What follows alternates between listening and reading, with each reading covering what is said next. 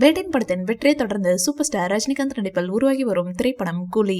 இப்படத்தை லோகேஷ் கனகராஜ் இயக்க உள்ளார். இப்படத்திற்கு அனிருத் இசையமைக்கிறார். இப்படத்தில் ரஜினிகாந்துடன் ஸ்ருதி ஹாசன், நாகார்ஜுனா, உபேந்திரா, சத்யராஜ் என மிகப்பெரிய நட்சத்திர பட்டாளமே நடித்துள்ளது. இப்படத்தை சன் பிக்சர்ஸ் நிறுவனம் மிகப்பெரிய பொருட்செலவில் தயாரித்து வருகிறது. இப்படத்தின் படப்பிடிப்பு விறுவிறுப்பாக நடைபெற்று வருகிறது. கூலி படம் தங்க கடத்தலை மையமாக வைத்து உருவாகி வருவதாக கூறப்படுகிறது.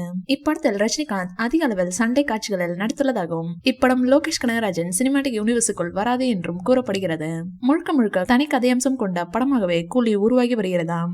அனிருத் என்றால் ரஜினி சாருக்கு கெத்தாக பாடல் போடக்கூடியவர். அந்த வகையில் கூலி படத்தில் முதல் பாடலை ரஜினி அவர்கள் பாடியுள்ளாராம். அந்த பாடல் மரண மாசாக இருக்கும் என அனிருத் சொல்லியிருக்கிறார். கூலி படத்தின் ட்ரெய்லர் ரெடியாகி விட்டதாக லோகேஷ் சமீபத்திய பேட்டி ஒன்றில் கூறியுள்ளார். அதனை ரஜினியிடம் போட்டு காண்பித்துள்ளாராம். அதனை பார்த்த ரஜினி லோகேஷை கட்டி அணைத்துள்ளார். ட்ரெய்லர் பிரம்மாண்டமாக இருப்பதாகவும் 100 விக்ரம் படத்திற்கு சமம் எனவும் சொல்லியிருக்கிறார். இப்படத்தின் ஷூட்டிங் கடந்த மாதம் ரஜினி மருத்துவமனையில் சிகிச்சை பெற்றதால் தடைப்பட்டிருந்த நிலையில் தற்போது மீண்டும் தொடங்கி விறுவிறுப்பாக நடைபெற்று வருகிறது.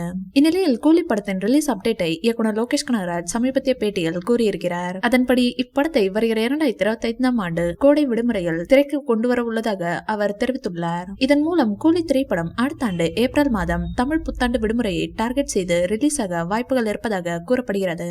இது மட்டும் உறுதியானால் கூலி படம் கன்ஃபார்ம் 1000 கோடி வசூலை அள்ளிவிட வாய்ப்புகள் இருக்கிறது.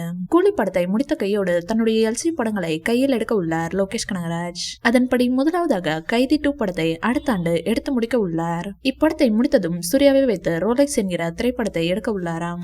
அதன் பின்னர் விக்ரம் 2 அல்லது லியோ 2 ஆகியவற்றில் ஏதேனும் ஒரு படத்தை எடுக்கும் முடிவில் உள்ளாராம். இதனால் ரசிகர்கள் உற்சாகம் அடைந்துள்ளனர். இந்த வீடியோ பிடிச்சிருந்தா லைக் பண்ணுங்க, ஷேர் பண்ணுங்க, எங்க சேனலை சப்ஸ்கிரைப் பண்ணுங்க.